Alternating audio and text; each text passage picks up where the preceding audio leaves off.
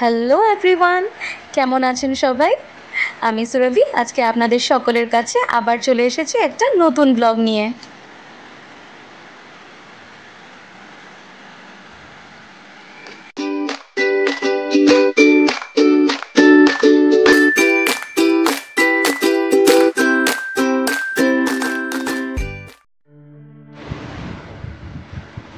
আমি এখন একটু চটপট করে রেডি হয়ে নিচ্ছি।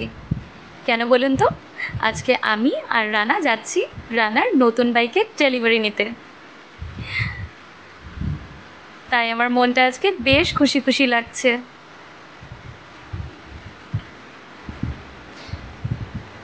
ব্যাস আমার সব কিছু হয়ে গেছে করা।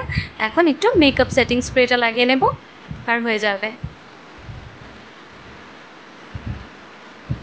I am ready. আমি আর রানা দুজনেই রেডি হয়ে বের হয়ে পড়েছি। আজকে আমরা আমাদের নিজস্ব গাড়ি বা বাইক কিছুই নিচ্ছি না।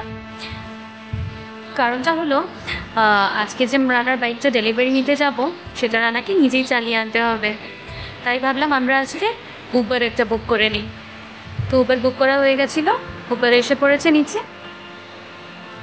আমরা উঠে পড়ছি।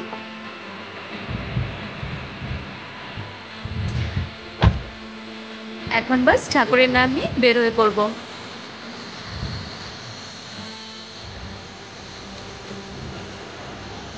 আমাদের ডেস্টিনেশন হচ্ছে গুয়াহাটি মালিগাঁও।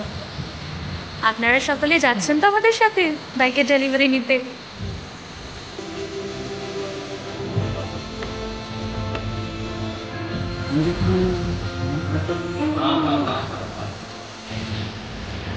আপনারা যদি আমাকে জিজ্ঞেস করেন এখন যে রানা কোন কোম্পানির বাইক কিনছে, তাহলে আমি বলবো আমি আবারও ভুলে গেছি। আর এখন রানা আমাকে আবার মনে করিয়ে দিচ্ছে যে আমি হার্লি ডেভিডসনের বাইক নিচ্ছি। কতবার যে রানা বললো আর কতবার যে আমি ভুলে গেলাম। আমরা বেরোচ্ছি ঠিক বিকেল 4:30-র সময়। অ্যাকচুয়ালি শোরুম থেকে একজন স্টাফ রানাকে কল করে বললো একটু তাড়াতাড়ি যেতে। আসলে কিছু ফর্ম্যালিটিস থাকে তো ডেলিভারি নেওয়ার আগে, তো সেসব করতে সুবিধে হবে। বাস এখন আমরা পৌঁছে গেছি। দেখেছেন রানা আমাকে পেছনে ফেলেই ছুটে চলে যাচ্ছে। রানাকে ওনারা বললেন ভালো করে বাইকটা দেখে নিতে, মানে যাতে কোনো স্ক্র্যাচ বা কিছু না থাকে। কারণ বাড়িতে এসে ওসব যদি চোখে পড়ে তখন আবার একটু মুশকিলে পড়তে হবে। তো ওখানেই রানা ভালো করে ঘুরে বাইকটাকে দেখে নিচ্ছে।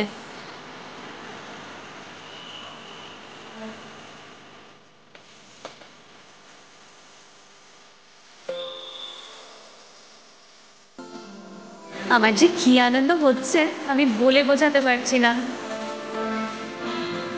রানার অনেক দিনের ইচ্ছে ছিল আমার একটা বাইক কেনার। রানার আগের বাইকটা ছিল হিরো, অবশ্য ছিল বলবো না, সেটা আমাদের কাছে এখনো রয়েছে। ওই বাইকটাও রানাকে খুব ভালো সার্ভিস দিয়ে গেল। এই দেখুন এখন মডেলিং হচ্ছে। আবার একটু একটু লজ্জাও পাচ্ছে।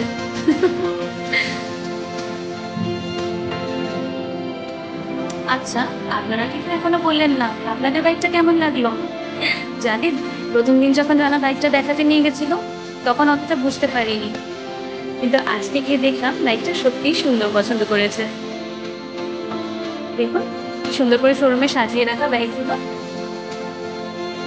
এই শোরুমটা থেকে বাইকটা কিনলাম।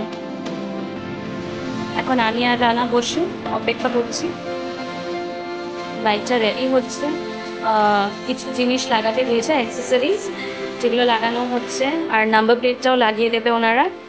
তার জন্য আমি আর রানা বসে নাম্বারটা সিলেক্ট করে নিলাম বাইকের জন্য। আর এখন জানেন তো, খুব বাজেভাবে ইচ্ছে করছে যে এক কাপ চা পেলে ভালো হতো। আর ঠিক তখনই এনে ওনারা এক কাপ করে চা দিল আমাদের। আহ, চাটা খেয়ে মনে হলো প্রাণ ফিরে পেলাম। অ্যাকচুয়ালি লাঞ্চ করেই বের হয়ে পড়েছিলাম তো, তারপর এতক্ষণ ওয়েট করতে হচ্ছিল, তো বেশ টায়ার্ড লাগছিল আমার। এখন রানা বাইকের জন্য একটা ভালো হেলমেট পছন্দ করছে, বাট ওর কোনোটাই পছন্দ হচ্ছে না।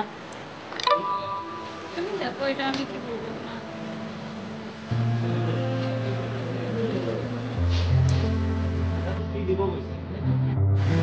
আমাদের বাইকটা রেডি হয়ে এসে পড়েছে। অ্যাক্সেসরিজ যা বলা হয়েছিল লাগাতে সেসব লাগানো হয়ে গেছে দেখছি। আর দেখুন নাম্বার প্লেটটাও লাগানো হয়ে গেছে। এখন বাইকটা বেশ কমপ্লিট লাগছে আর কি, সুন্দর লাগছে দেখুন। একজন স্টাফ রানাকে আরও কিছু এক্সট্রা ফিচার্সের ব্যাপারে বলে দিল বাইকের। বাস আমরা বের হয়ে পড়েছি। এখন আমরা যাব সামনেই মালিগাঁওতে একটা পেট্রোল পাম্পে, ওখান থেকে রানা একটু পেট্রোল ভরে নেবে বাইকটাতে। যদিও ওনারা একটু পেট্রোল প্রোভাইড করেছেন ডেলিভারি দেওয়ার সময়, ধরুন 1.5 থেকে 2 লিটার ওনারা প্রোভাইড করেন, সেটা বাড়ি যাওয়ার জন্য সাফিসিয়েন্ট হলেও রানা বললো যে ট্যাঙ্কটা ফুল করে নিন।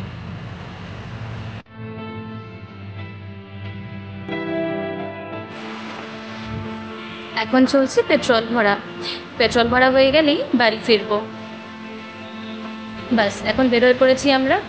জানেন তো আমার ভীষণ ইচ্ছে হচ্ছে যে রাস্তায় যে কোনো মন্দির পেলেই বাইকটাকে পুজো করিয়ে নেবো একবারে, কারণ কাল সকালবেলায় রান্নার বায়না শুরু হবে যে অফিসে এই নতুন বাইকটা করেই যাবেন উনি।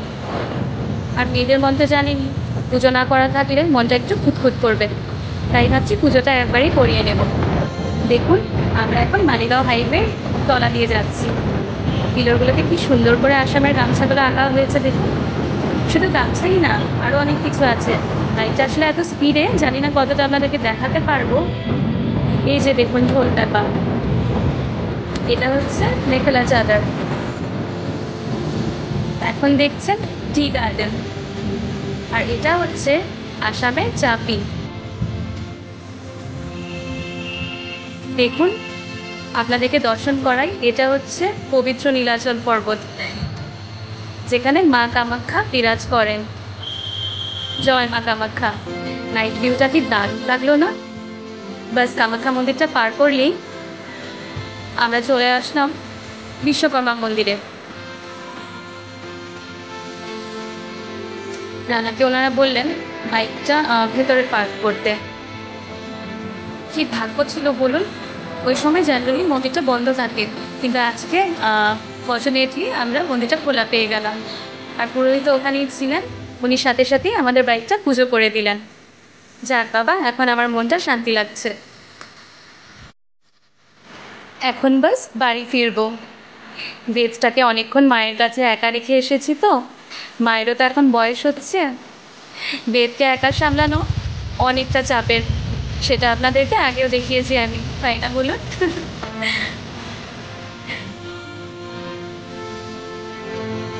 আজকের জন্য আমার আপনাদের থেকে বিদায় নেওয়ার সময় হয়ে এসেছে।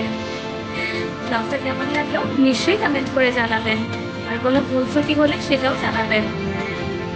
আজকের ব্লগটা ভালো লেগে থাকলে একটা ছোট্ট লাইক করে দেবেন। আর হ্যাঁ, শেয়ার আর সাবস্ক্রাইব করতে বললেই চলবে না কিন্তু।